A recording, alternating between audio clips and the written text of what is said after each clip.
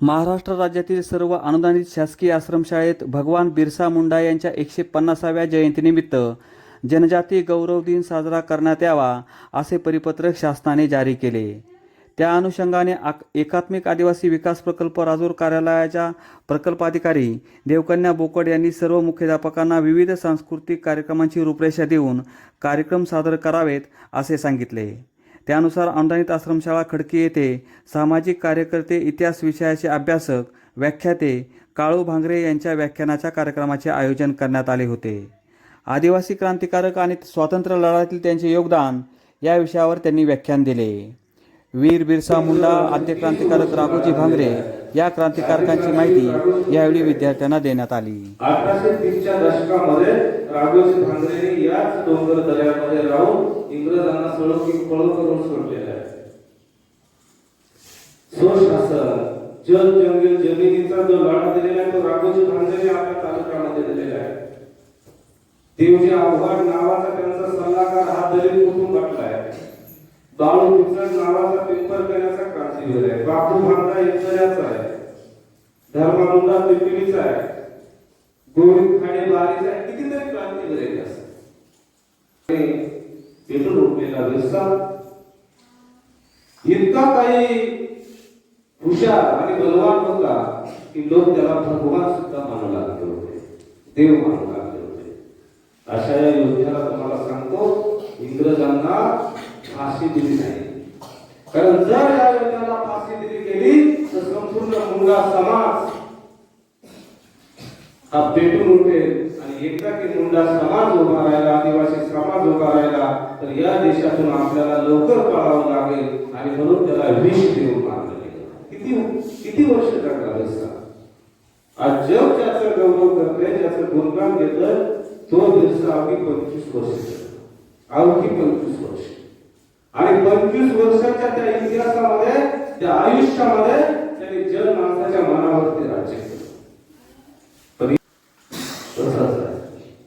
भारताच्या इतिहासामध्ये जेव्हा जेव्हा जनजाती असेल, खालच्या समाजातील एखादा योद्धा असेल, त्याने जेव्हा जेव्हा इतिहास घडवला तो इतिहास घडवण्याचा प्रयत्न केला आणि काही ठराविकच लोकांचा इतिहास समाजासमोर मांडला. आणि म्हणून आपल्याला हेच करायचं आहे की जो घडलेला इतिहास आहे, तुम्हाला मुलांना कार्य काय करायचं आहे. अनेक जे आदिवासी क्रांतिकारक आहेत, अनेक आदिवासी क्रांतिकारकांवरती तुम्हाला निबंध लिहायचे, निरीक्षण करायचे.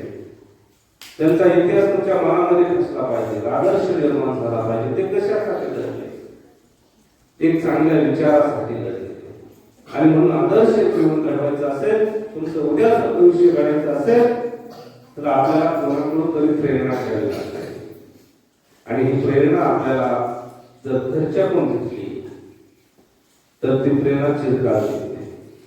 आणि म्हणून राघोजी भांगरे असतील, बिरसा मुंडा असतील, दत्त्या मामा असतील, ते आपण इतक्या गरिबीतून ते जर क्रांती घडवू शकतात तर आपणही गरिबीतून राहून उत्तम शिक्षण घेऊ शकतो, स्वतःच्या आयुष्याला आकार देऊ शकतो, एक आदर्श जीवन जगू शकतो. आपल्या आयुष्यामध्ये असलेले जे चुकीच्या गोष्टी आहेत त्या चुकीच्या गोष्टींचा त्याग करून आपण संस्कारक्षम जीवन जगू शकतो. ते केव्हा शक्य होतं? ज्या वेळेस आपल्या आयुष्यामध्ये कोणीतरी आदर्श व्यक्तिमत्व आवडू लागतं आपल्याला.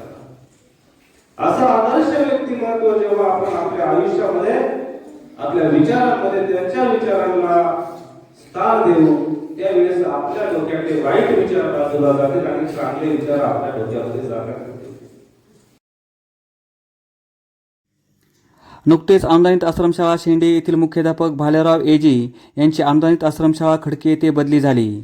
प्रगल्भ बुद्धिमत्ता, उत्कृष्ट नियोजन, पालकांशी दांडगा संपर्क असणारे, विद्यार्थ्यांचा सर्वांगीण विकास होण्यासाठी विविध उपक्रम राबवून विद्यार्थ्यांचा गुणात्मक दर्जा कशा पद्धतीने वाढेल याकडे कटाक्ष देणारे भालेराव एजी यांची अनुदानित आश्रमशाळा खडकी येथे प्राचार्यपदी नियुक्ती झाली असून त्यांनी यावेळी येथील शिक्षक हे प्रतिभासंपन्न असून त्यांच्या ज्ञानाचा उपयोग विद्यार्थ्यांनी घ्यावा व आपलं आयुष्य प्रकाशमय बनवावं असं सांगितलं. कार्यक्रमाचं पहिलं पुष्प जे आज या ठिकाणी भांगरे सरांच्या व्याख्यानामधून संपन्न झालं मी प्रथमतः भांगरे सरांचं मनपूर्वक आभार या ठिकाणी व्यक्त करतो आणि उद्याचे बसलेल्यांमध्ये अनेक झाशीची राणी असेल, या माझ्या मित्रांमध्ये राघोजी भांगरे असेल, अशा प्रकारचे आदिवासी क्रांतिकारक निश्चितच जन्माला येतील आणि ते आपल्या आदिवासी समाजासाठी जे तळागाळामध्ये आजचा आदिवासी समाज मोठा होण्यासाठी खऱ्या अर्थानं शिक्षण हे महत्त्वाचे वंदनीय पिचड साहेबांनी सन 1989 साली या ठिकाणी हे रोपटं लावलं, त्याचं विशाल रूप या ठिकाणी शाळेला प्राप्त झालं. इयत्ता 1ली ते 12वीचे वर्ग या शाळेमध्ये असल्यामुळे या गोरगरीब कुटुंबातील मुलं मुली शिक्षण घेऊन बरेचसे विद्यार्थी या ठिकाणी घडलेले आहेत. चांगल्या शासकीय नोकऱ्या त्यांना लागलेल्या आहेत. काही विद्यार्थी विद्यार्थिनी निमशासकीय नोकऱ्या लागलेल्या आहेत. तर अशा प्रकारचा समाज विकसित करण्याचं काम खऱ्या अर्थानं वंदनीय साहेबांनी केलं आणि ते करत असताना यापुढे आपली ही जबाबदारी अशा प्रकारची आहे की आपण सर्वांनी हे वाघिणीचं दूध प्यावं. वाघिणीचं दूध देण्यासाठी हे सर्व असणारे शिक्षक बुद्धिमत्तेचे वाघ आहेत. कार्यक्रमाचे सूत्रसंचालन प्राध्यापक CB टकले, प्रास्ताविक कोटकर SB, आभार प्रदर्शन बांबळे रामदास यांनी केले. तर ह्या कार्यक्रमाच्या वेळी प्राथमिक विभागाचे शिक्षक साहेबराव वागचौरे, नंदा वागचौरे, गणेश मैड, योगेश मिंगाळ, म्हशाळ उत्तम, शंकर साबळे, मनोज शेटे यासह शिक्षक व शिक्षकेतर कर्मचारी उपस्थित होते. CSK न्यूजसाठी संदीप कोटकर, अकोले.